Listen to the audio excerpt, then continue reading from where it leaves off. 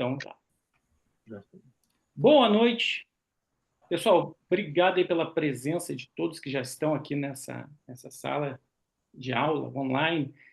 A gente está aqui na presença do professor Michael Albuquerque, professor Técio Apolinário, para uma aula do GT de Comportamento Motor da Sociedade Brasileira de Neuropsicologia. Então, uma honra estar com esses dois colegas e amigos aqui da área do comportamento motor e da neuropsicologia. E a gente vai falar hoje sobre três tópicos que a gente combinou de falar, para falar um pouquinho do papel dessa área do comportamento motor dentro da atuação em neuropsicologia.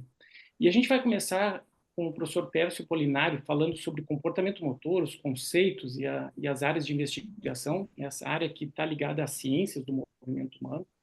Depois, o professor Michael vai falar sobre as relações entre movimento e cognição, como ocorrem esses processos. E a gente vai fazer um fechamento. Eu vou trazer alguns estudos, algumas evidências de como os programas de intervenção motora podem ter algum tipo de efeito nas funções executivas de crianças típicas ou crianças com algum tipo de transtorno de neurodesenvolvimento.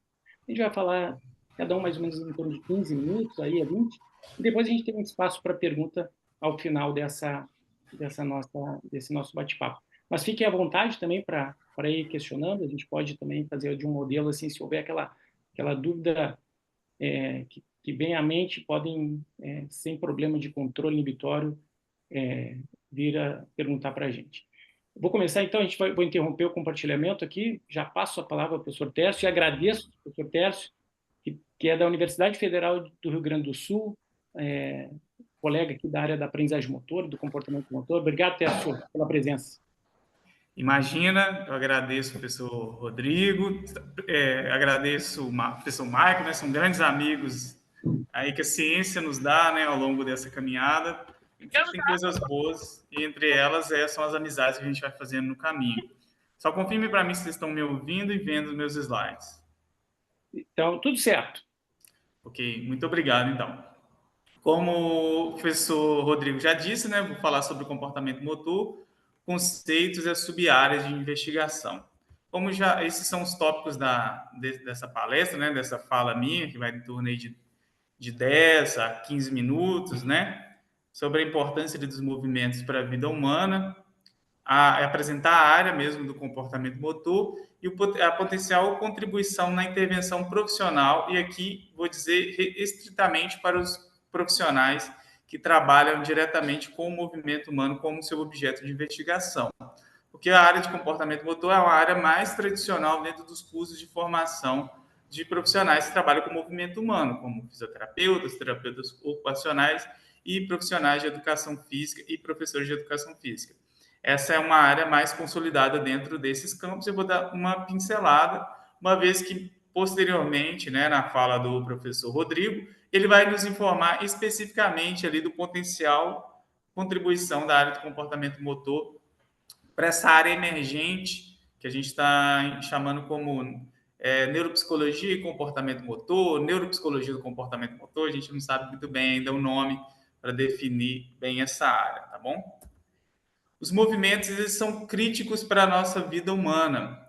Os movimentos, eles não são um mero capricho que a natureza nos criou, né? Nós nos movimentamos, nós deslocamos nossos segmentos corporais, não é à toa. Existe um significado e um sentido que esses movimentos, eles acontecem, né? O desenvolvimento que ocorre em nossos movimentos, a aquisição dos nossos movimentos, ele apresenta um significado importante para a nossa vida humana, ao ponto de afirmar que sem os nossos movimentos nós não sobreviveríamos, não daríamos continuidade à nossa espécie. Isso por quê? A partir do nosso movimento é a forma principal onde nós expressamos toda a nossa vida interior.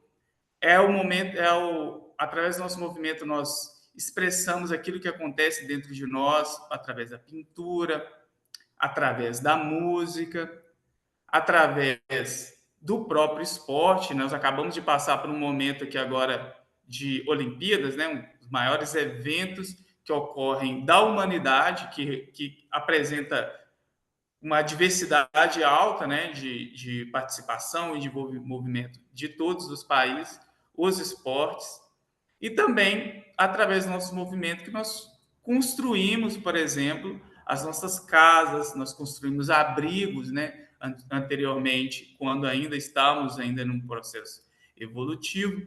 Então, a partir do nosso movimento, a partir daquilo que nós realizamos de ação motora no mundo, é que nós conseguimos expressar tudo que está dentro da nossa cabeça, todos os nossos sentimentos, aquilo que nós temos internamente.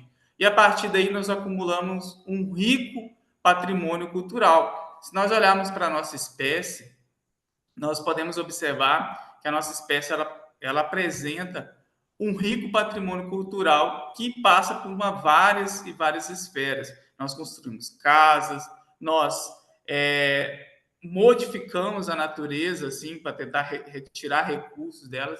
Isso vem através do nosso movimento. Movimento dentro da nossa vida, como dito logo na primeira frase dessa minha primeira fala, é que sem os nossos movimentos nós não nós não conseguiríamos viver.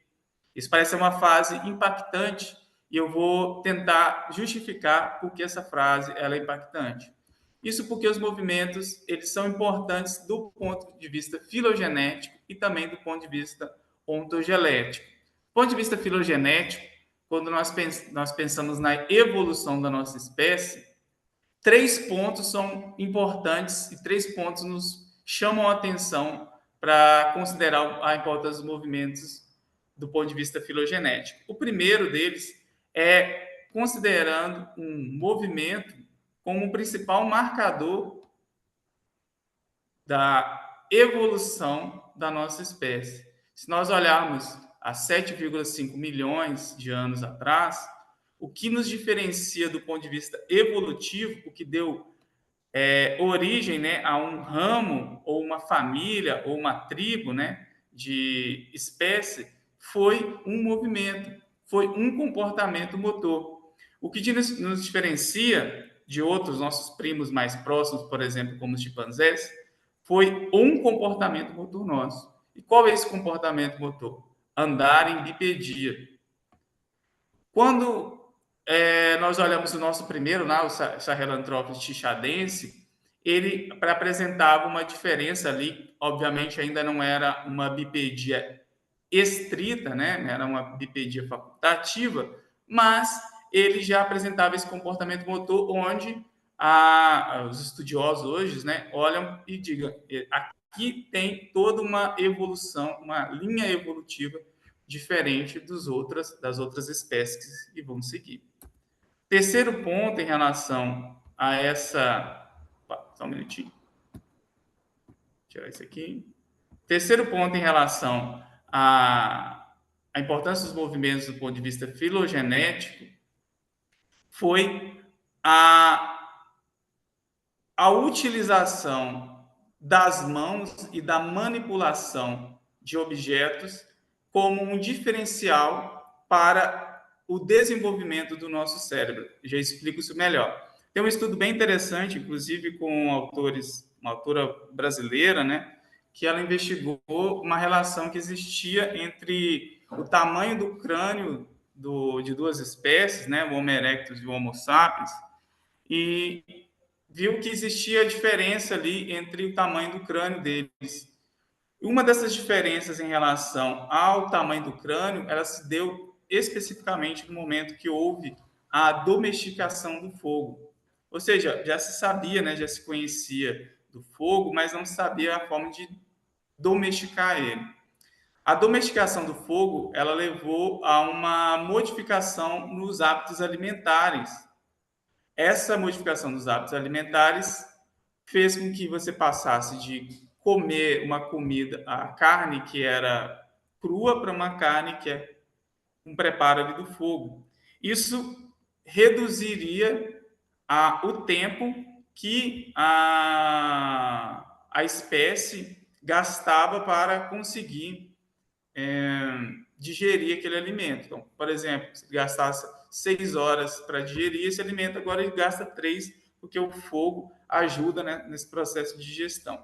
Isso fez com que a espécie conseguisse adquirir e ter tempo mais suficiente para utilizar a manipulação, manipular objetos.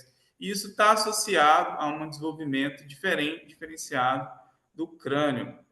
Indo um pouco mais para frente, o terceiro ponto, que vai diferenciar, inclusive, a continuidade na nossa espécie que nós temos hoje, Homo sapiens, é algo que acontece há cerca de 50 mil anos atrás, que é chamado de módulo de significado, que é o único momento onde a gente tem uma espécie, que é o Homo sapiens, que é introduzido esse módulo de significado, que onde o homem começa a interagir com, com o ambiente, produzindo, por exemplo, objetos e objetos que transcendiam o seu próprio significado.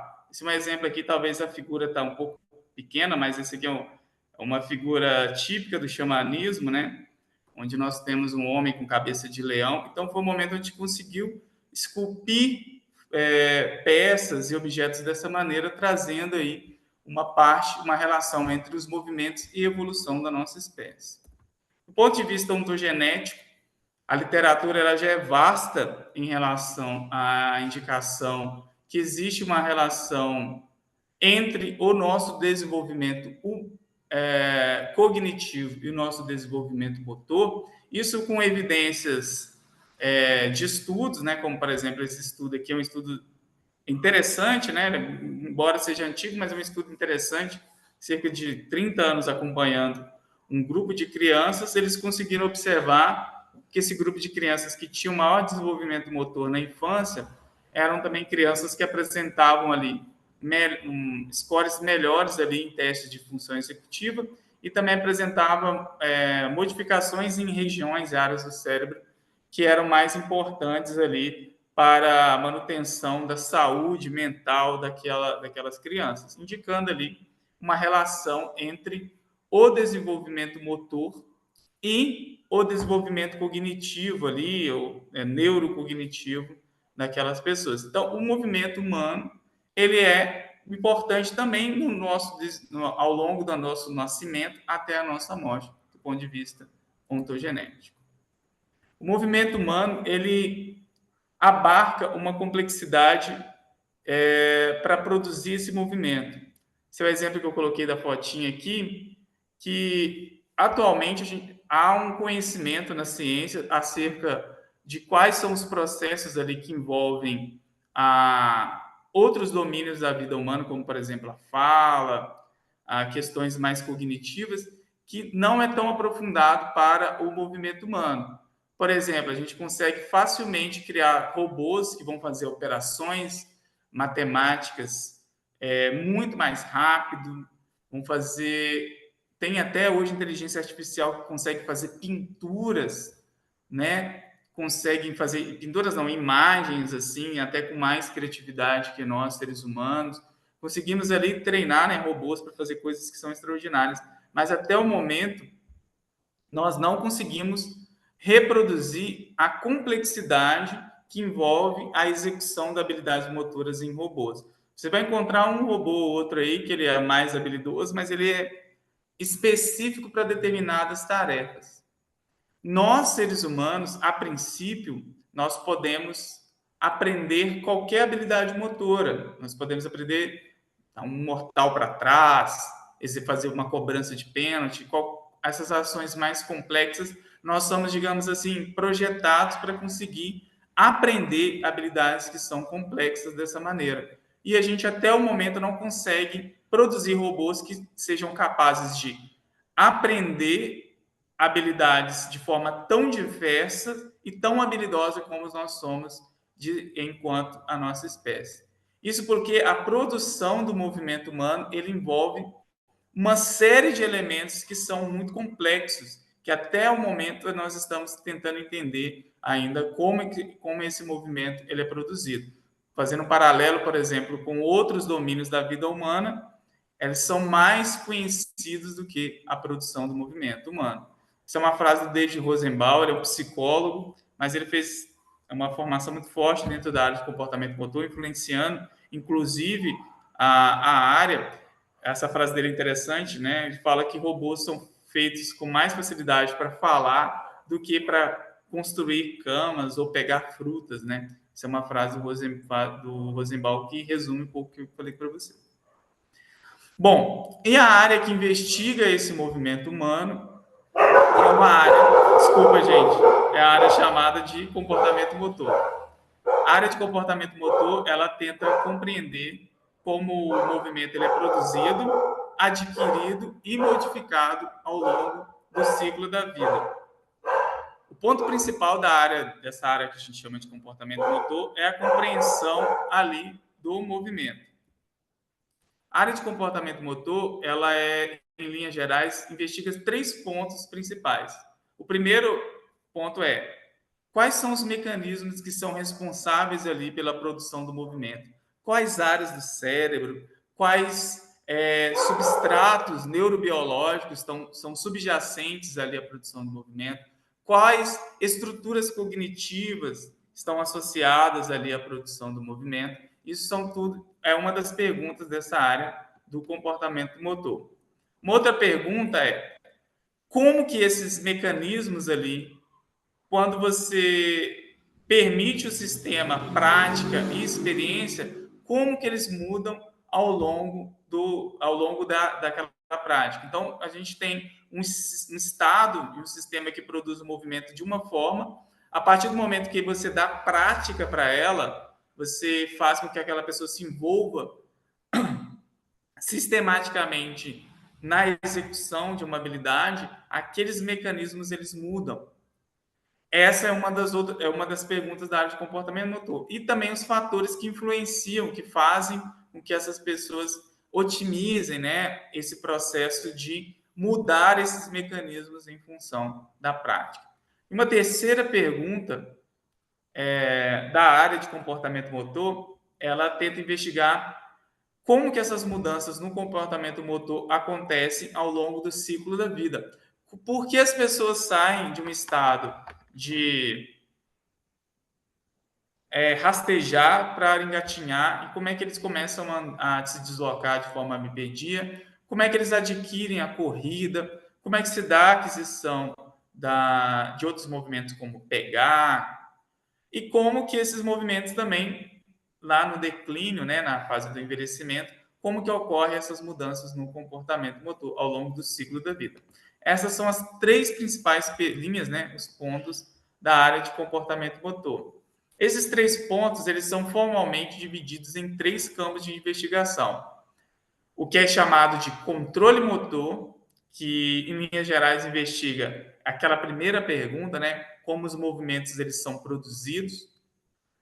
Um segunda subcampo, né, uma segunda subárea é chamada de aprendizagem motora, que ela tenta investigar ali como que esse controle, como que essa maneira que o movimento ele é regulado, ele muda em função da prática e quais são os fatores que poderiam interferir ali. E uma terceira subárea da área chamada de comportamento motor é o desenvolvimento motor, que está investigando ali como que acontecem as mudanças do nascimento até a morte. Cada uma dessas sub-áreas, elas apresentam questões que são específicas de investigação, daqui a pouco eu mostro melhor para vocês, mas vale lembrar que as 3 áreas são áreas que, enquanto fenômeno, é difícil de separar, porque, de alguma maneira, a forma como o nosso movimento ele é controlado ou ele é regulado, ele depende de aspectos que são maturacionais, aspectos que são desenvolvimentais, ou seja, ele depende do nível de desenvolvimento daquele sistema. Mas também a forma que o nosso movimento é controlado, ele também depende da experiência, ele depende do quão experiente aquele sujeito ele é naquela habilidade. Então, há uma relação, enquanto fenômeno, desses 3 campos muito forte.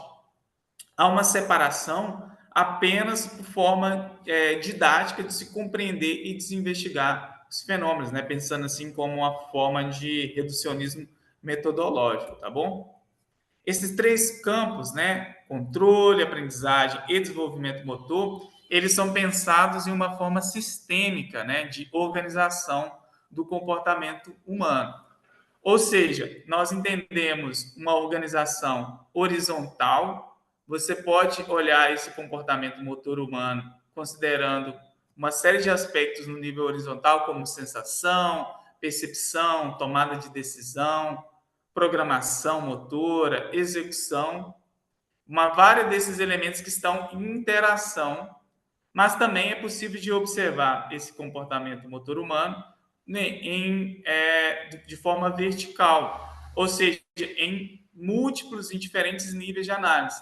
É comum os investigadores de comportamento motor eles utilizarem como tradicional, na verdade, né, mais fácil dizer assim, o nível de análise comportamental e psicológico, a associação desses dois níveis, né? A área de comportamento motor ela nasce ali junto com a psicologia experimental. Então, comumente, tenta-se explicar aquilo que a gente observa do ponto de vista de comportamento, ou seja, de movimento humano, através de construtos e processos que são psicológicos. Mas também é possível fazer associação entre esses diferentes níveis. Por exemplo, eu venho de um grupo de estudos, o professor Mike também vem dessa linha, onde é uma junção entre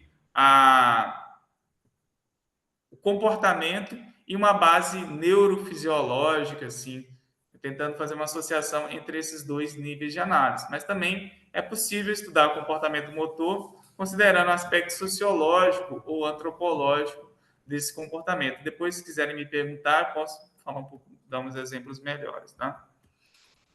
Um exemplo aqui de perguntas que são respondidas na área de controle motor, que a gente tem uma ação motora, que é de pegar uma bola, assim, uma ação motora relativamente simples, onde o autor separou em 3 momentos diferentes, né? A percepção do objeto, deixa eu só voltar aqui para vocês observarem.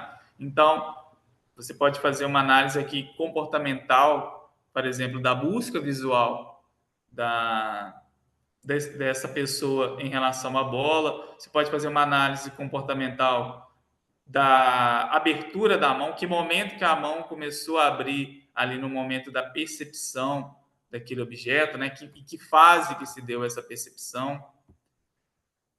Mas seguindo mais para frente, você pode separar essa fase em termos de processamento, né? Onde aquela pessoa está posicionando a mão dela ali para receber aquele objeto. E esse modelo aqui separa em essas 3 fases, e a outra seria a decisão, que seria escolher qual que seria a melhor ação motora para poder realizar aquela determinada ação.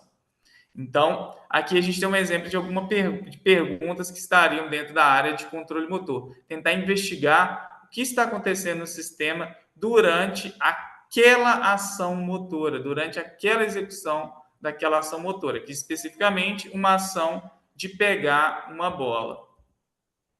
Um exemplo de perguntas da aprendizagem motora é essa aqui. Lembra, a aprendizagem motora é uma área onde se investiga o efeito, né, de como o controle ele muda em função da prática, mas esse aqui é um exemplo de uma aplicação, inclusive, para ensino de uma pessoa que está utilizando uma cadeira, um cadeirante, né? Então, está mostrando aqui como que seria dada a instrução e a demonstração da utilização dessa cadeira de rodas, tá bom? Então, é também de competência da área de aprendizagem motora investigar, saber qual que seria a melhor forma ali, nesse exemplo, de instruir para a aquisição dessa determinada habilidade motora, né? Conduzir uma cadeira de rodas é uma habilidade motora também que deve ser adquirida. Então, compreender quais são os fatores que interferem aqui no processo de aprendizagem dessa habilidade seria uma das perguntas ali da área de aprendizagem motora. Um exemplo de perguntas do desenvolvimento motor seria a compreensão ali, por exemplo, de como que em que fase da vida, em que momento da vida a criança consegue compreender e entender, perceber a diferença entre a altura, né, do segmento corporal dela e de um objeto, né, de onde ela tem que andar. Então, tentando entender se há ali um abismo ou não. Então, se investiga ali através desse paradigma experimental interessante, onde vai alterando ali o tamanho desse cliff, né, desse inclinamento, dessa inclinação desse objeto, e vendo como que o comportamento motor do bebê se altera em função das dimensões corporais dele e da percepção que ele tem de profundidade desse objeto. Isso é uma pergunta também da área de comportamento motor, especificamente na área de desenvolvimento motor.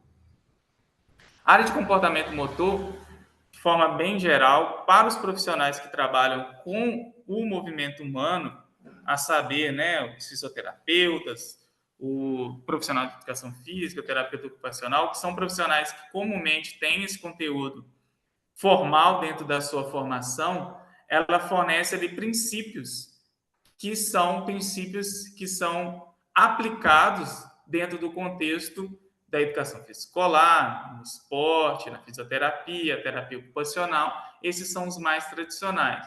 Mas hoje a gente já vê também uma área muito forte de controle motor dentro da área de robótica, entendendo ali justamente como que os robôs conseguem aprender habilidades motoras. Porque pensa assim, se eu tenho uma linha de produção, deixa eu só ver minhas horas aqui, se eu tenho uma linha de produção e eu preciso de automatizar ela, seria interessante entender como é que aquele ser humano aprendia aquela habilidade, fazer com que o robô mimetize a execução daquela habilidade. A música, ela envolve, tem um elemento de processo de aprendizagem motora, e a pedagogia também, por assim segue, tá? Alguns exemplos aqui de princípios que são aplicados, a gente peguei 3 exemplos aqui de cada sub-área, né? Existe uma coisa que é muito aplicada, que é a relação entre precisão e velocidade. Existe uma lei para isso chamada de lei de Fitts, onde se sabe que você não consegue ser veloz e preciso ao mesmo tempo. Isso tem uma série de aplicações. Por exemplo, uma professora que vai passar uma lição no quadro e notou que o seu aluno está com uma letra muito ruim na escrita ali. Pode ser que a letra do aluno está muito ruim porque ela está passando a lição no quadro muito rápida. Então, isso faz com que a letra fique ruim. Nós temos exemplos de aplicação. Outro exemplo, tempo de reação e processamento de informações. A gente sabe que o tempo, nós não respondemos imediatamente à exposição do estímulo. Então, apareceu o estímulo, demora-se um tempo para você iniciar a sua resposta. E existe alguns processos que acontecem nesse intervalo de você perceber o objeto, selecionar a resposta e enviar o comando motor para a musculatura. Então, dependendo da configuração que a gente tem do estímulo que acontece ali, a gente consegue compreender os processamentos, né, o tipo de processamento que está acontecendo ali com aquela pessoa. Um outro princípio que é bem utilizado na aplicação é a ideia do papel positivo da variabilidade. Anteriormente, se tentava diminuir o máximo possível a variabilidade, né? Hoje, a gente sabe que a variabilidade ela tem um papel importante, né? Ela não é uma coisa ruim que a gente tenta eliminar, mas ela tem papel de redundância, de equivalência, ela não é apenas um ruído. Em termos de aprendizagem motora, tem uma série de princípios que são aplicados ali para aquelas pessoas que trabalham com o movimento humano. A ideia de hierarquia de aprendizagem, de simples para complexo, a lógica de transferência de aprendizagem, onde quanto mais próximos os conteúdos, maior é a transferência, né?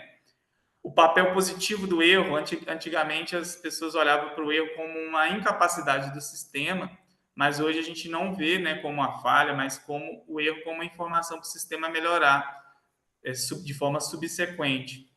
Em termos de desenvolvimento motor, a gente tem princípios como a ideia dos reflexos como marcadores no desenvolvimento. Para quem já teve filhos ou tem sobrinhos ou alguém mais próximo, sabe que o médico utiliza marcadores de surgimento e desaparecimento de reflexos para saber como é que está o desenvolvimento neurocognitivo, né? O neurocognitivo daquela criança, né? A ideia é que a gente tem, isso vem dos estudos de desenvolvimento motor, que é da área do comportamento motor. A ideia de diversificação e especialização é uma lógica do desenvolvimento humano, mas que abarca a lógica do desenvolvimento motor, onde todo o sistema precisa ser diversificado, ou seja, você precisa de ampliar o seu repertório, nesse caso, o repertório motor, mas também esse sistema precisa ser especializado em determinados sistemas, né, em ponto. Então, você diversifica para depois se especializar. O princípio do desenvolvimento humano, mas se aplica também bem, né, na lógica do desenvolvimento motor. E mais recente, assim, né, uma coisa que vem do área de desenvolvimento motor é a ideia de envelhecimento como uma fase do desenvolvimento natural das pessoas, né? Então, frases como assim, retarde o seu envelhecimento, vamos combater o envelhecimento, ela não cabe dentro dos princípios de desenvolvimento motor, porque o envelhecimento ele é uma fase normal e natural de um sistema vivo. Muito bem, finaliza aqui. Desculpa, eu acho que eu passei uns minutinhos. Obrigado, Tércio. Muito bem.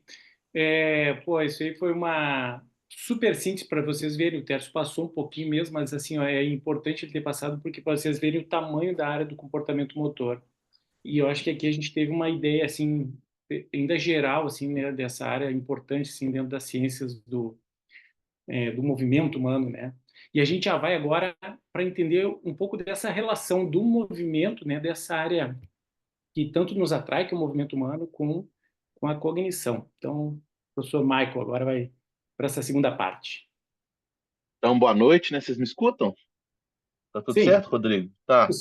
Então, boa noite aí a todos e a todas, né? Muito feliz de estar dividindo esse espaço com o professor Tess, professor Rodrigo, né? Que já disseram o quanto nós temos amizade, além de relações profissionais. E eu fiquei responsável por falar um pouco dessa relação entre desenvolvimento cognitivo e motor. O Tess já comentou algumas questões relacionadas a isso, mas eu vou tentar aprofundar um pouquinho, mostrando quais são as possíveis indicativos que existe essa relação entre desenvolvimento cognitivo e desenvolvimento motor, então a importância dessa questão, uma possível relação direta e também uma possível relação indireta entre essas questões, e eu vou dar um foco final, né, com um cuidado que a gente tem que ter com as crianças menores. Então, essa vai ser a minha fala. Talvez o principal indicativo de que exista uma relação entre o comportamento motor, o desempenho motor, né, o desenvolvimento motor e o componente cognitivo está relacionado a um princípio do desenvolvimento humano que é chamado de princípio da totalidade, né? Porque a gente tem que pensar que, embora a gente estude, né, a gente tem um reducionismo no estudo das questões cognitivas, motoras, afetivas, a gente não pode esquecer que ela acontece no mesmo organismo, nos mesmos momentos. Então, ou seja, o fato de ocorrer no mesmo organismo já traz a ideia de que essas relações acontecem. Então, talvez esse seja o primeiro aspecto a se considerar quando a gente busca entender essa relação entre o desenvolvimento cognitivo e motor. Então, é lógico que essas coisas têm uma relação a partir da ideia de que é um sujeito que, embora a gente consiga estudar, olhar ou avaliar de forma separada os aspectos, a gente não pode esquecer que a gente tem um todo ali, que é aquele sujeito. Outro aspecto importante, né, que mostra que existe uma possível relação entre o desempenho cognitivo e motor é o fato de que pessoas com transtorno no neurodesenvolvimento, que são pessoas que têm associado e muito bem descrito pela neuropsicologia déficits cognitivos, elas também têm déficits motores associados. Então, déficits cognitivos estão associados ao transtorno do neurodesenvolvimento. Então, quando a gente pega aqui, por exemplo, esse estudo, a gente consegue perceber que pacientes com TDAH ele tem uma maior probabilidade de ter problemas motores associados. Então, a comorbidade de um problema motor associado, né, a esses transtornos do neurodesenvolvimento, ele é grande. Então, embora a gente descreva em neuropsicologia, principalmente nesses transtornos do neurodesenvolvimento, os aspectos cognitivos, a gente não pode esquecer que os aspectos motores também, né, problemas motores associados também estão relacionados. trazendo essa mesma ideia, né, essa fala do Tércio, que utilizou esse mesmo, a gente pode pensar nessa mesma relação direta. E talvez o estudo que o Tércio mostrou desses 30 anos de investigação, ou seja, quando as crianças tinham 1 ano de idade, eles avaliaram o desempenho motor delas. Quando elas tinham 30 anos de idade, retornaram com essas crianças, que não eram mais crianças, né, adultos, para o laboratório, e eles perceberam que existia sim uma relação positiva. Ou seja, as crianças que tendiam a ser melhores motoramente na infância eram aquelas que cognitivamente eram melhores na fase adulta, e ao contrário também era verdadeiro. Os piores motores, quando crianças, também tendiam a ser os piores cognitivos. Mas o que chama atenção nesse estudo, né, que eu gosto de destacar, é o fato de que quando eles fazem a morfometria baseada em Vox, ou seja, uma avaliação de neuroimagem funcional, né, tanto das relações entre comportamento motor, desempenho motor e desempenho cognitivo, a gente consegue perceber que, por exemplo, o cerebelo, que classicamente está relacionado ao equilíbrio, ao comportamento motor, ele tem um papel também importante no desempenho cognitivo. E o córtex pré-frontal, por exemplo, que tem uma característica já grande de apresentar uma relação forte com a cognição, também tem uma relação forte com o comportamento motor. Então, a principal argumento de uma relação direta entre comportamento motor e o comportamento, e o que nós estamos falando de desempenho cognitivo, está relacionado ao fato de que eles compartilham áreas cerebrais. Então, as áreas cerebrais que atuam em uma dimensão, elas também tendem a atuar em outra dimensão. Então, elas compartilham de áreas cerebrais similares. Outro estudo muito interessante, né, que foi publicado em 1990, avaliou, né, animais, ratos, em 4 condições. A primeira foi denominada de condição acrobática, em que eu falo que colocou esses ratinhos numa condição de que eles tinham desafios motores diversos. Um segundo grupo de ratinhos fez exercício físico controlado, né, e foi controlado por meio de uma esteira. O terceiro grupo de ratinhos fez um exercício livre, ou seja, existia uma roda disponível e eles iam lá quando eles quisessem, né, quando eles tinham interesse nessa atividade, e o grupo de ratinhos que estava numa condição controle, que não fez nada enquanto os outros trabalhavam. Após fazer a eutanásia desses animais e avaliar, né, o cérebro desses animais, o que eles conseguiram perceber? Que, como era de se esperar, aqueles ratinhos que caminharam e correram, eles tinham maior angiogênese, ou seja, eles tinham maior vascularização, então eu tinha maior número de vasos sanguíneos no cérebro desses ratinhos, e aqueles ratinhos que tiveram lá a condição de desafios motores diversos, eles tinham um aumento da sinapse. Então, ou seja, a gente consegue perceber que, dependendo da condição que eles tinham, então a busca de novas soluções motoras conseguiu modular, né, o cérebro desses ratinhos diferentes, né, dos outros. Então, pode ser que a gente tenha aí realmente uma relação direta entre os aspectos motores e os aspectos cognitivos. Outro estudo interessante, né, na hora que a gente começa a falar sobre essa relação, é um estudo publicado aí com o Guilherme, né, então foi chefiado pelo Guilherme, mas com participação minha e do professor Tércio, no qual a gente consegue demonstrar, né, por meio dessa revisão, que, dependendo da forma como eu organizo a minha prática motora, eu tenho, né, utilizações diferentes do nosso cérebro. Então, o nosso cérebro se comporta diferente a partir da forma como eu consigo modular ou como eu consigo trabalhar o comportamento motor. Então, nesse caso aqui, em termos de aprendizagem motora, a forma como eu organizo a aprendizagem motora dos meus alunos podem gerar, né, atividades cerebrais diferentes. Isso é um aspecto muito interessante. Ou seja, a gente tem uma relação direta, porque quando eu altero a forma como eu ensino, né, uma habilidade motora, eu altero a forma como o meu cérebro ativa em relação a isso. Isso é um aspecto muito interessante, né, de uma possível relação.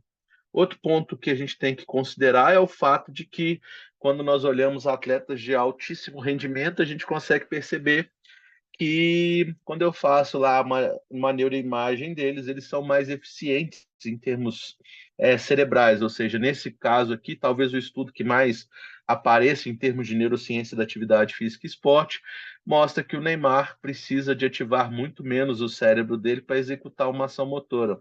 Ou seja, será que ele aprendeu, né, isso ao longo do processo, por meio, né, de vários aspectos, incluindo aqui como seus professores organizaram a sua prática, ou se geneticamente ele já tinha lá uma predisposição para determinado comportamento. Muito provavelmente o que nós temos hoje é que as duas coisas trabalharam juntas aí, tanto a genética quanto o ambiente, de modo que esses grandes atletas, como aqui especificamente o Neymar, façam com que ele tenha comportamentos cerebrais diferentes quando fazem uma ação motora.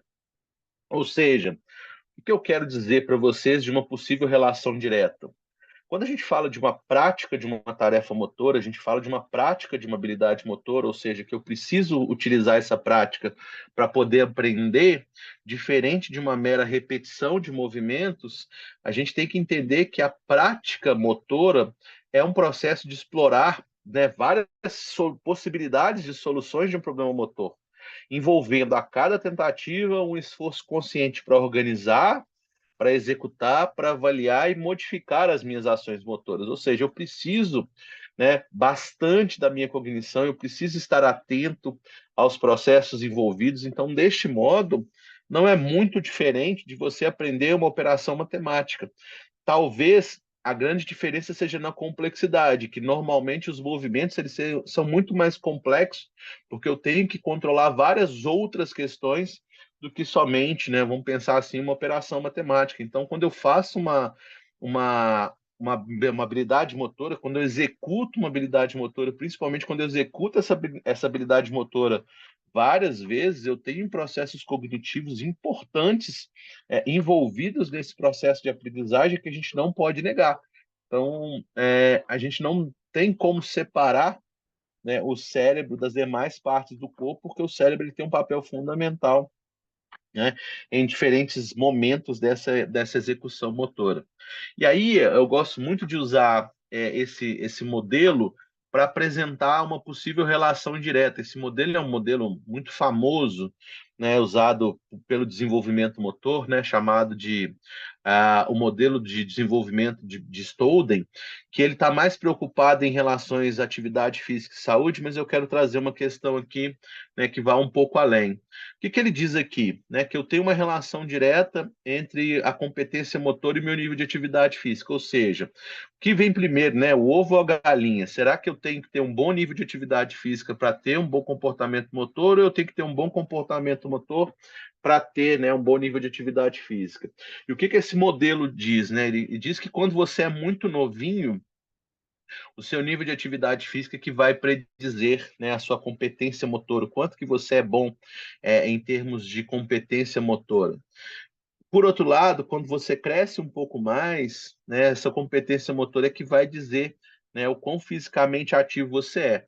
E isso também vai ser mediado tanto pela percepção de competência, ou seja, como é que ele se sente, o quão competente ele se sente e quais são, né, as suas capacidades físicas, né, e principalmente físicas e motoras para ele poder executar uma ação.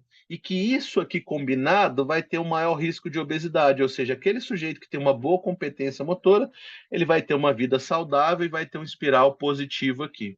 Aquele sujeito que tem um baixo nível, ele vai ter, né, piores condições, ele vai ter, né, a possibilidade de ter maior obesidade e riscos à saúde. Mas por que eu trago isso? Que, muito provavelmente, pessoas que têm uma boa competência motora, elas querem executar. Então, eu gosto muito de dizer o seguinte: nós gostamos de fazer aquilo que nós fazemos bem e que nos sentimos competentes para fazer. Então, ou seja, pessoas que têm bons níveis de competência motora, ou seja, altos níveis de habilidade motora, elas terão um repertório maior para se envolver em atividade física e esporte. E qual que é a vantagem de você se envolver tanto em atividades físicas quanto em esporte?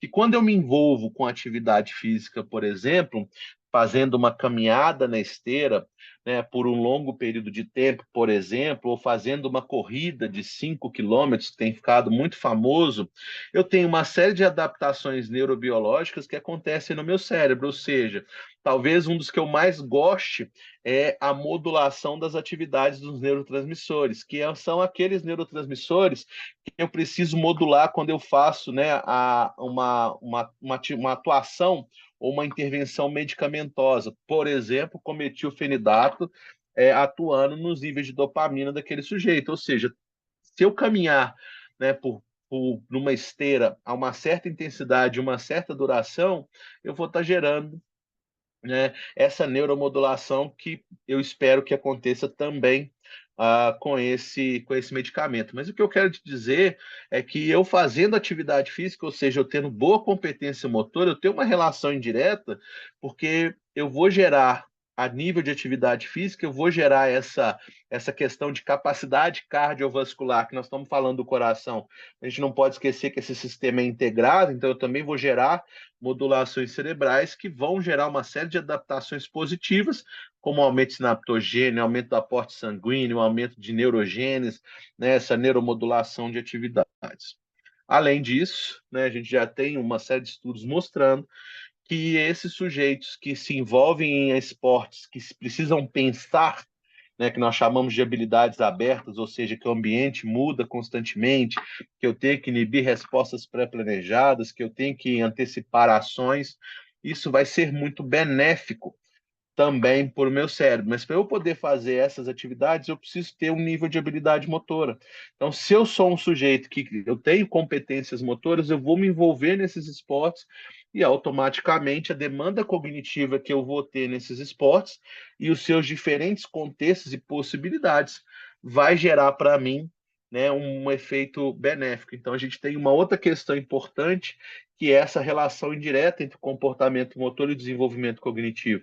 Então, nós temos relações diretas, que é a própria atividade cerebral que combinada nesses dois domínios, mas a gente também tem aspectos que podem ser indiretos no sentido de que, então eu vou fazer uma habilidade motora, só que além da execução motora, eu tenho aspectos táticos, né? Eu tenho aspectos de estratégia, e isso também vai ser benéfico, então a gente está falando de relações indiretas. Por fim, né, então, chegando já ao final da minha parte, nós fizemos um estudo que eu gosto muito no nosso laboratório, que foi verificar uma possível associação entre competência motora e funções executivas de criança, no qual a gente avaliou tanto as funções cognitivas aqui por meio do Flanker Test, da Torre de Londres e para matrizes coloridas de Raven, como também investigamos os aspectos motores, né, dessas crianças. E o que a gente conseguiu identificar? Que existe um efeito, né, uma relação positiva entre o desempenho motor e o desempenho das ações executivas, mas que essa relação é mais forte nas crianças menores. E aqui nós estamos falando de crianças de 7, 8 e 9 anos. Né? Então, aqui nós estamos falando de crianças menores, e essa relação diminui nessas crianças maiores. E por que eu quero chamar a atenção, né, dessas crianças menores? É que esse efeito, quando a gente controla outras variáveis, como índice de massa corporal, idade, sexo e nível educacional, ela se mantém na amostra, ela se mantém fortemente nas crianças menores, mas ela reduz nas crianças maiores. Ou seja, pensando em nível de desenvolvimento, muito provavelmente as crianças menores têm uma relação ainda mais forte entre o desenvolvimento cognitivo e o desenvolvimento motor, muito por questões, inclusive, que o Tércio comentou, que crianças menores elas estão lá com o processo de desenvolvimento e que a parte motora é um aspecto básico. Você precisa da parte motora para você poder sobreviver. Então, a gente chama de kit nascimento, tanto que um kit nascimento está relacionado aos reflexos, que são aqueles movimentos involuntários que você precisa, como, por exemplo, o reflexo de sucção, porque sem a sucção você não vai conseguir sobreviver. E que, ao longo do processo, esse desenvolvimento motor ele deve acontecer principalmente no que nós avaliamos que são habilidades motoras básicas, isso já deve ser desenvolvido quando elas são muito novas. E as questões mais complexas, isso se estende um pouco mais. Mas eu quero chamar a atenção das crianças menores por um efeito que nós chamamos de efeito Mateus.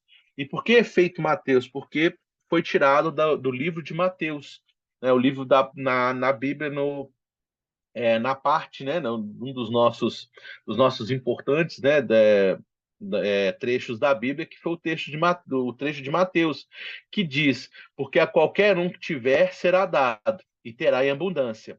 Mas o que não tiver, até o que tem lhe será tirado. Por que nós estamos dizendo isso?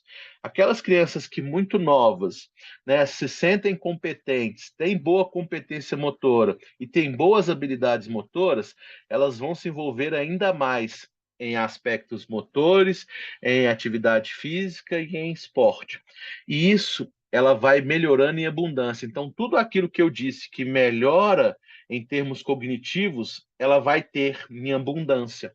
Por outro lado, como eu disse anteriormente, a gente só gosta daquilo que a gente se sente competente e faz bem feito. Aquelas crianças que não tiverem um bom comportamento motor, até o que tem lhe será tirado, porque ela vai querer ficar ainda mais longe desse tipo de atividade. Então, todos aqueles efeitos benéficos que eu comentei com vocês, ele já teria sido, ele não vai entrar em vigor, ele não vai receber todos esses benefícios porque ela não vai querer. Então, até o pouco que tem, ele será tirado porque ela não vai conseguir se desenvolver. Ou seja, né, a gente tem indicativos importantes de que existe uma relação entre o comportamento motor e o comportamento cognitivo. Nós temos, sim, justificativas desse possível efeito direto, como, por exemplo, numa tarefa motora, a gente tem atividades cerebrais relacionadas à cognição, como, por exemplo, o córtex pré-frontal dorsolateral, como nós temos, durante uma tarefa cognitiva, o cerebelo atuando de forma muito preponderante.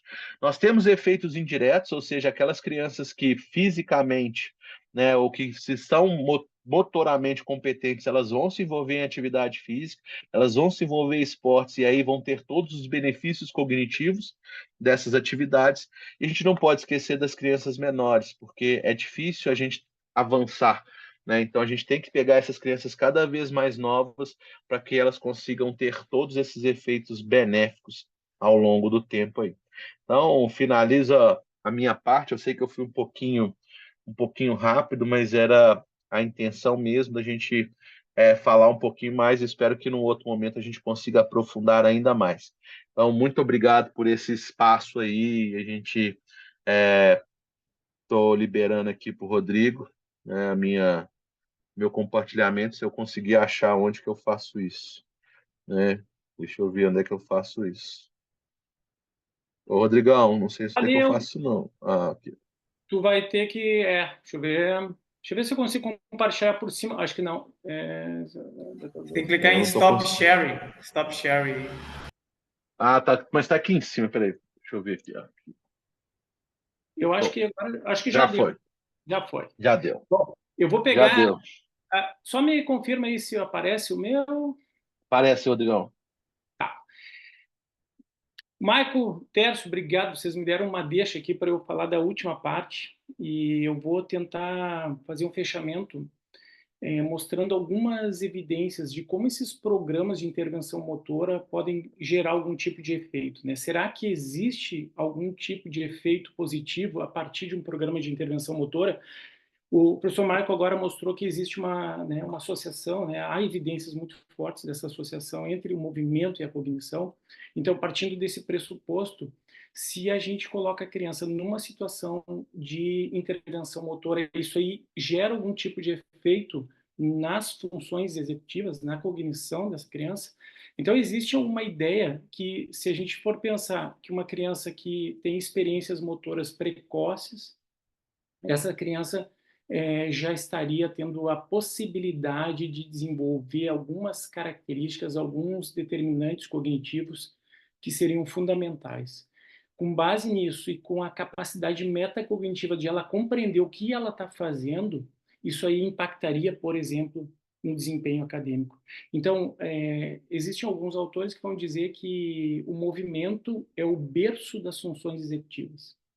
Pode ser um pouco demais, a gente parece estar puxando demais a brasa aqui para o nosso assado, né? Estou falando aqui de Porto Alegre, então, como um gaúcho aqui dizendo assim, dessa coisa de trazer demais essa informação, assim, o papel do movimento humano no sentido de potencializar algumas estruturas cognitivas que vão encaminhar depois para as questões, por exemplo, do desempenho acadêmico. Então, eu vou tentar mostrar alguma coisa nesse sentido, não só do desempenho acadêmico, mas de uma maneira geral, de como o comportamento motor pode estimular essas funções executivas.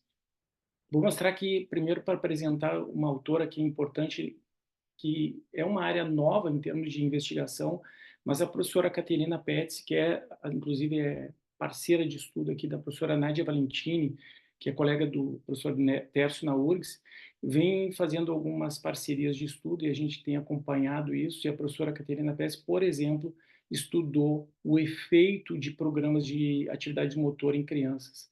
E ela viu que quando o programa era enriquecido com atividades que tinham algum tipo de demanda cognitiva e que eram envolvidos com materiais como bola, as crianças, durante o programa de 6 meses, elas melhoraram o seu controle inibitório. Então, assim, há uma melhora de alguns componentes de função executiva a partir de um programa de intervenção, e aqui utilizando o grupo controle e um grupo de crianças que faziam apenas a educação física normal. Então, aqui a gente tem um efeito importante assim de mediação nessa relação entre habilidades motoras e desempenho escolar. Então, o papel da habilidade motora aqui bastante preponderante nesse sentido. Esse é um outro estudo que usou o futebol, e daqui a pouco eu vou comentar sobre isso. A gente está num país que tem esse fenômeno cultural muito forte, e do ponto de vista de contexto, de engajamento das crianças, de motivação para entrar num espaço de intervenção, isso aqui tem um papel bastante interessante, eu vou falar depois um pouco sobre isso. Mas nesse programa, por exemplo, quando as crianças que tinham algum tipo de sobrepeso, obesidade, entraram no programa de intervenção, elas melhoraram o desempenho de função executiva em relação ao grupo controle. Vejam aqui, quando eu me referi às questões de contexto, esse é um estudo bem recente que foi feito no Taiwan e na China, e eles tentaram utilizar, ao invés do futebol, do ponto de vista de contexto, utilizaram o tênis de mesa para ver os efeitos de um programa de intervenção motora, utilizando o tênis de mesa, no desempenho de crianças, no desempenho de funções executivas de crianças. Vamos perceber um aspecto do ponto de vista da atuação neuropsicológica aqui num sentido mais amplo. Do ponto de vista da intervenção, vejo que nesse estudo eles foram investigar o indivíduo. Esse aqui é um modelo chamado modelo de Neal, que ele quer interagir 3 aspectos importantes. Então, do ponto de vista de uma atuação em neuropsicologia, eu preciso compreender que é o meu paciente. E aqui, ao entender o paciente, eles investigaram o nível de habilidades motoras e o desempenho, por exemplo, aqui, de uma capacidade de controle inibitório. Mas, ao mesmo tempo, eles controlaram e utilizaram algumas tarefas mais específicas dentro do estudo para mostrar que a tarefa não poderia ser no nível de complexidade igual para todas as crianças. Então, eles foram organizando o nível de complexidade de acordo com o desempenho de cada indivíduo. Num contexto em que se joga tênis de mesa desde cedo, essa interação entre características do contexto, do indivíduo e da tarefa produziu um efeito positivo nas funções executivas dessas crianças. Então, assim, eu vou mostrar um projeto que a gente está desenvolvendo aqui em Porto Alegre que usa essa mesma ideia da gente sempre pensar o processo de intervenção, de efeitos de programas de intervenção motora a partir do conhecimento do contexto onde essas crianças estão, das características desses indivíduos a partir de avaliações com baterias de avaliação neuropsicológica e de avaliações motoras, e aí o ajuste da característica daquelas tarefas de acordo com a complexidade que elas têm em função da característica do indivíduo.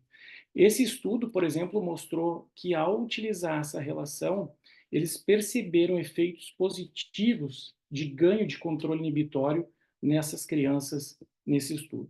Então, de fato, aqui a gente vai enxergar agora um efeito positivo dessa relação que o professor Maico trouxe, mas agora do ponto de vista de intervenção. Vamos agora falar de uma área de estudo, foi minha área de estudo no doutorado, eu queria trazer algumas características um pouco mais específicas, assim, de um tipo de transtorno de neurodesenvolvimento, que é um transtorno chamado transtorno de coordenação motora, que é o DCD, quando a gente está falando da sigla em inglês, ou TDC aqui no Brasil. Esse transtorno ele já está no DSM, então a gente vai ver que existem alguns critérios para a gente estabelecer as características, né, o diagnóstico desse transtorno. Então, a gente vai ver que é um transtorno que tem, basicamente, um nível de desenvolvimento motor baixo da criança em relação à idade que ela tem. A gente vai perceber que essas características de atraso motor, elas são bem precoces, então não é uma questão que aparece depois em termos de desenvolvimento, e que está associado com algumas outras características, como desempenho escolar prejudicado e déficits que não são explicados por outro tipo de desordem de neurodesenvolvimento. Estou trazendo esse ponto porque uma das perguntas que a gente estava investigando era: será que uma criança que tem um transtorno de coordenação motora teria prejuízo das suas funções executivas? Então, o professor Michael já, né, deu essa informação dizendo assim, bom, se a gente tem uma associação entre essas variáveis, uma criança que tenha um déficit motor, ela também vai apresentar, em algum sentido, algum déficit das funções executivas. Mas o que a gente quer ver nesse sentido é, bom, primeiro eu quero só mostrar assim como é que aqui, do ponto de vista bem concreto, assim na atuação, né, eu vou trazer aqui como é que a gente identifica essas crianças que têm um transtorno de desenvolvimento motor, ou mesmo a gente entender o que é uma criança que tem um nível de atraso motor importante que seja necessário a gente pensar numa intervenção, já que esse atraso motor estaria associado em algum nível a um atraso das funções executivas. Esse é um teste chamado Movement ABC, e é um teste que tem 3 domínios de avaliação, mas é um teste hoje padrão ouro para a gente identificar crianças com atraso motor. Então, o teste ABC ele tem uma parte do seu teste que identifica as questões de destreza manual, né, a motricidade fina, uma outra parte que avalia as habilidades de lançar e de receber. Então, a gente vai ver as habilidades mais amplas agora nessa segunda parte do teste, e uma terceira parte que são testes de equilíbrio. Então, são algumas tarefas que a gente realiza com as crianças, né? Esse teste pode ser feito dos 3 até os 16 anos, e eles nos dão um potencial interessante para a gente cumprir algum daqueles critérios para identificação de crianças que têm atraso motor ou com o cumprimento de todos os critérios lá do DSM, que a gente identifica uma criança com um transtorno de coordenação motora. Mas vejo aqui o que é uma criança que tem uma característica de DCD. Se vocês perceberem esse menino aqui, loirinho aqui, é um menino que ele atrasa um pouco os seus padrões quando ele está enxergando os seus colegas. A gente vai perceber que alguns níveis de habilidade motora, como correr, galopar, eles não são eficientes do ponto de vista dos padrões de desenvolvimento motor que são esperados para aquela idade. E uma criança que tem uma certa dificuldade para tarefas de motricidade fina, como escrever, rasgar um papel, abrir um pacote de bala. Então, a gente vai identificar essa criança como uma criança com esse tipo de transtorno de neurodesenvolvimento chamado um transtorno de coordenação motora. Tá? Vejam que essa é uma característica, e eu estou trazendo isso aqui só como um exemplo, porque vamos pensar, se essa criança, ao mesmo tempo que tem esse atraso motor, também tem atraso de função executiva, é possível fazer uma intervenção que gere algum tipo de ganho no desenvolvimento motor dessa criança, mas também nas suas funções executivas? O que a gente tem na literatura apontando nesse caminho? Antes de eu mostrar essas evidências do que a literatura tem trazido sobre isso, quero mostrar só um dado importante. A professora Nádia, que é da URGS, colega do professor Tércio, fez um estudo alguns anos atrás, identificando que 19% das crianças aqui no sul do país, né, pegando Santa Catarina, Rio Grande do Sul e Paraná, 19% têm algum tipo de atraso motor. Então, vejam, de cada 10 crianças, né, a gente tem, assim, 2 crianças numa sala. Então, se a gente tem 30 crianças numa sala, a gente vai ter 6 crianças com nível de atraso, não é diagnóstico de DCD, mas crianças que têm um nível de atraso motor compatível com uma criança que tenha o transtorno. Então, vejam que numa sala de aula ter 6 crianças com essa característica, eu sei que alguns professores vão ter muito mais, né, em determinados contextos, mas isso é um fato importante, assim, da gente pensar até em termos de política pública para essa quantidade de crianças que têm atraso motor. Se a gente pegar a informação do professor Michael, que esse atraso motor está associado a déficit de funções cognitivas, vejam o impacto que isso aí tem do ponto de vista de políticas de educação e de saúde. Aqui um estudo importante do professor Gil Zwicker que mostra uma interessante, um dado que não é quantitativo, mas ele foi identificar, do ponto de vista metacognitivo, como é que essas crianças com atraso motor se sentia diante dos seus colegas.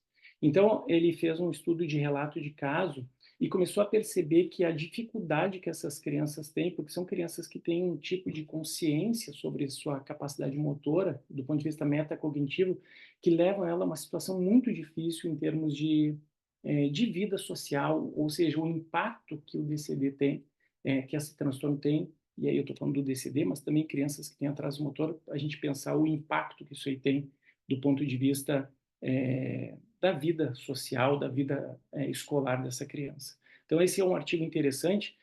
Como a gente está gravando aqui, fica o registro da importância. Eu acho que essa leitura desse texto é bem interessante para a gente pensar em termos até de pensamento de políticas de educação e saúde, para a gente pensar nesse perfil de criança que tem esse tipo de atraso motor.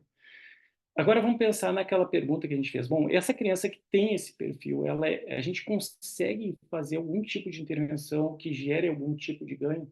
A gente tem poucos estudos ainda de intervenção com crianças com DCD. A professora Nádia tem um projeto que veio mostrando efeitos positivos também nesse sentido, mas aqui eu trouxe um exemplo de um estudo que focou nessa relação entre intervenção motora em crianças com atraso motor, mas o impacto que esse programa teve quando era um programa que estava baseado em aspectos perceptivo-motores, né? Essa era a base do programa, que esse impacto não foi só apenas no desenvolvimento motor, nas questões motoras dessas crianças, mas também um impacto positivo no controle inibitório, ou seja, as crianças melhoraram sua capacidade de autocontrole.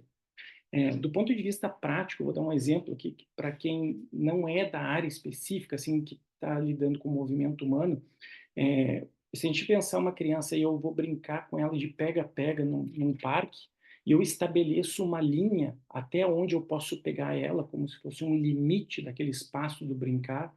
Ao estabelecer esse limite do espaço de brincar, aquela criança vai ter que inibir o seu comportamento de passar aquela linha. Faz parte da regra do jogo não passar da linha. Então, essa capacidade, essa experiência, esse treinamento que ela está fazendo, é um treinamento cognitivo durante a brincadeira, vai potencializando essa capacidade de inibição, que é uma ferramenta cognitiva fundamental dentro da aprendizagem escolar.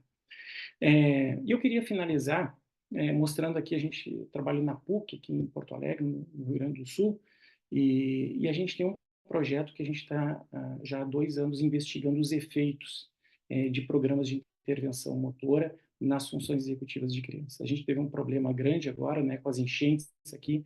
Esse último ano a gente perdeu os dados no sentido das crianças terem que ter parado a nossa intervenção, mas eu queria finalizar mostrando algumas coisas. A gente desenvolveu bem nessa lógica do modelo de Neal, que nossa intervenção ela tinha que ser baseada numa relação das características do indivíduo. Então, todas as crianças que vêm para o nosso programa, elas são avaliadas do ponto de vista de uma bateria neuropsicológica, também elas são feitas avaliações motoras, como eu mostrei ali no teste do NBC, e essas crianças, dentro de um perfil de contexto que vem próximo à universidade, a gente conhecendo esse contexto, a gente consegue estabelecer tarefas adequadas ao nível de desenvolvimento daquelas crianças. E a gente vem vindo com essas crianças ao longo do tempo, fazendo algumas experiências de intervenção, e a gente tem alguns resultados interessantes, assim, do ponto de vista de ganhos, não só do desenvolvimento motor, mas também de ganhos de algumas capacidades de função executiva. Eu tenho, por exemplo, eu quero mostrar para vocês, e eu estou com a autorização dos pais para mostrar, então eu vou mostrar um exemplo de um menino que fez parte, só para dar um relato de um caso, a gente ainda não publicou os dados com todas as crianças, mas a gente quis só para mostrar assim, os efeitos do ponto de vista de uma intervenção individual que a gente fez com um menino, que tem algumas características que levavam ele a um baixo nível de controle inibitório, e aqui só para a gente desenvolver uma tarefa aqui, que é um aplicativo para avaliação de um paradigma para avaliar controle inibitório, e a gente vê os ganhos em termos de diminuição de impulsividade numa intervenção que durou em termos de 6 meses no ano passado. Mas uma coisa interessante que é o dia que eu comecei com ele fazendo estava fazendo avaliação de alguns padrões de movimento e eu estava pedindo para ele para fazer uma passada lateral. Esse é um padrão de movimento que a gente queria tentar, que a gente avalia dentro de um outro teste chamado TGMD. Mas vejam só, depois desses 6 meses de intervenção, assim como a melhora do controle inibitório, eu queria mostrar aqui para vocês esse mesmo menino fazendo uma tarefa de passada lateral depois de 6 meses. Então, assim, aqui é um pouco emocionante até a gente mostrar essa informação, porque é um caso que eu acompanhei esse menino ao longo do tempo, mas mais do que um ganho do ponto de vista de motor, é a experiência positiva que os pais acabam tendo ao ver o filho ganhando essa performance motora e mudando seus padrões de comportamento motor ao longo do tempo. Bom, eu queria encerrar, e faço aqui as honras junto com o professor Maico, mas eu vou tentar fazer um gancho aqui. Eu aprendi muito com esses 2 colegas aqui, e eles trouxeram algumas coisas, e o encerramento aqui desse nosso encontro, a gente tem um espaço para pergunta ainda, mas eu queria deixar uma mensagem final aqui, porque eu fui estudar uma vez um pouco de zoologia, né? E conheci esse animal, que são assídeas. As assídeas é um animal que vive no fundo do mar, e, e aqui eu falo em nome, não combinei isso com o Michael, com o Tércio, mas eu falo em nome nosso, de nós 3. As assídeas, elas têm uma característica, enquanto elas são jovens, elas se mexem, elas têm movimento, e elas buscam o seu alimento através da sucção, então elas sugam os nutrientes embaixo do mar, elas têm tipo um formato de um sifão ali, vocês estão vendo aqui a boca da assídia, mas quando elas ficam mais velhas, quando elas se tornam adultas, elas se prendem a algum coral, alguma pedra, e elas ficam imóveis, elas não têm mais movimento. E ao não ter movimento, elas fazem o seguinte estratégia para sobreviver. Elas comem o seu próprio cérebro. Há uma autofagia do sistema nervoso. Isso mostra que, do ponto de vista da sobrevivência, quando a gente não tem movimento, isso aqui é quase poético, mas é uma mensagem que o GT de neurociência, de neuropsicologia do comportamento motor pode deixar, é que quando a gente não tem movimento, o cérebro passa a não ter uma utilidade. Estou falando aqui do ponto de vista da natureza. Então, filogeneticamente, nossa espécie também está ligada a esse animal marinho.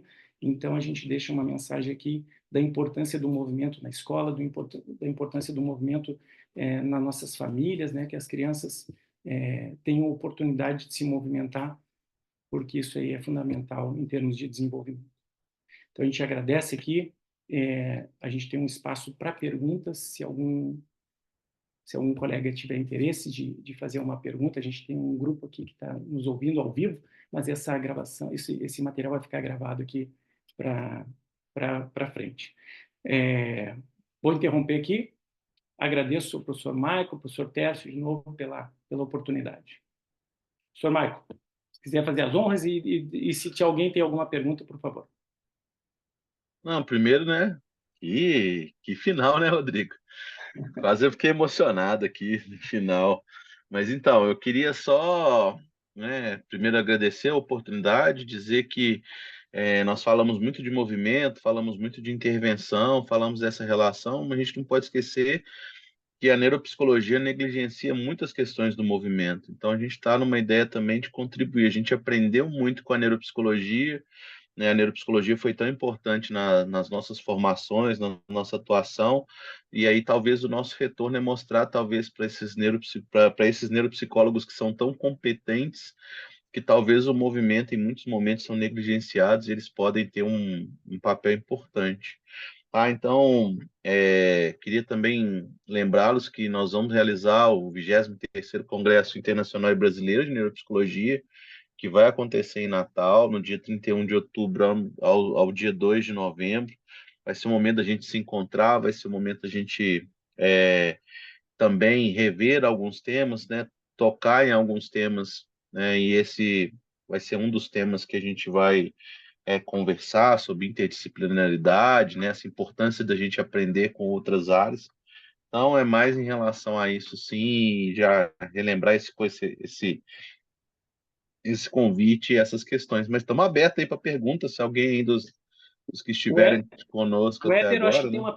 O Éder levantou a mão ali. E eu já aproveito e quando o Éder está se perguntando, eu queria também mandar um abraço. Sônia, obrigado pelo abraço da Ellen, lá de Belém. Obrigado aí pela. Tudo de bom, Sônia? Obrigado aí pela presença.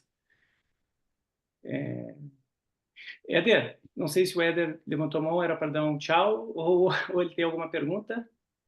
Olá, boa noite, colegas. Realmente eu tenho uma pergunta. Naura, é um prazer participar desse encontro aqui. Quando o Michael, ele falou que, no slide dele, ele falou que existia uma diferença entre movimento motor e movimento repetitivo, né? Que não é somente o que vai fazer, vamos dizer, o desempenho das funções executivas, não é só aquele movimento repetitivo, e sim o movimento motor. E aí, na minha ignorância, eu queria que se você pudesse fazer essa distinção entre movimento motor e o movimento repetitivo, né? Éder, boa noite, obrigado pela pergunta, né? Nunca, todas as perguntas elas são importantes, a gente precisa ser mais claro. Então, quando a gente tem uma pergunta, fala mais de quem falou do que quem não, do que fez a pergunta, né? Então, assim, eu não fui competente o suficiente para te explicar de uma forma bem mais fácil. Então, eu vou tentar aqui, que a ideia é o seguinte: quando a gente realiza o movimento, né, a gente tem uma fala muito legal, é que eu não realizo algo totalmente novo, nem algo totalmente velho. O que isso quer dizer? Que eu sempre vou fazer movimentos diferentes, então nenhum movimento é igual ao outro. Então, quando a gente fala de repetição de movimentos, a gente não consegue fazer uma mera repetição de movimentos porque nenhum movimento é igual ao outro, não é? E aí, a cada movimento eu tenho que solucionar, né? Eu tenho que solucionar questões motoras. Então, a cada movimento eu tenho que reajustar determinados, vamos chamar assim, determinados parâmetros. Então, quando eu disse que não é a mera repetição, porque a gente tem vários aspectos envolvidos e talvez o principal deles é que nenhum movimento é igual ao outro, tá? Então, não sei se eu consegui te explicar melhor, mas foi essa a intenção da minha fala. Obrigado, Michael. Maravilhoso. Obrigado, professor. Obrigado, Éder, pela pergunta. Bom, professor Terço, tem alguma. Só para dar um tchau, agradecendo, professor Terço, obrigado aí pela apresentação, pela parceria. Pô, Eu que agradeço. A neuropsicologia ela acaba sendo um tema colateral assim dentro das coisas que eu investigo, né? Então, cheguei ali em espaços que foram importantes dentro da associação entre comportamento motor e neuropsicologia. Então, é sempre um prazer estar junto com vocês aqui. Muito obrigado, professor Rodrigo, professor Mike, pelo convite. Obrigado, pessoal, que nos ouviu, pela paciência, né? Né? E tem aí, né, o Tess colocou aí para vocês no chat, e aí como vai ficar gravado, né, podia ver se esse chat também vai ficar gravado, que tem um livro, né, deles, né, sobre neuropsicologia e comportamento motor, né, comportamento motor e neuropsicologia, essa interface, que é muito legal, a gente não pode esquecer disso, né? Então, também aproveitando o deixa eu momento, fazer. queria... Ó, Michael, vou fazer a propaganda aqui, ó. Ele tá aqui na minha frente. Ó, Ah, tem o nosso livro aí também, né, Rodrigão? ó, tá na Então, frente. a gente também tem esse material, né, que teve uma ajuda de muita gente, que é Neurociência do Comportamento Motor, Atividade Física e Esporte. Também é um outro livro que a gente tem muito carinho por ele, tem várias contribuições, né, Rodrigo, Tess, então, e vários pesquisadores importantes nos ajudaram aí na construção desse livro. Então, queria agradecer o espaço, quem ficou com a gente até agora, muito obrigado mesmo, e foi um prazer dividir esse espaço com meus amigos. A parte legal de trabalhar na área acadêmica a gente ter esses momentos com amigos tão especiais. Valeu. Valeu, Pessoal, gente. para quem... Um abraço para vocês. Tudo de bom para vocês. Obrigado. Valeu. Vou parar o stop aqui do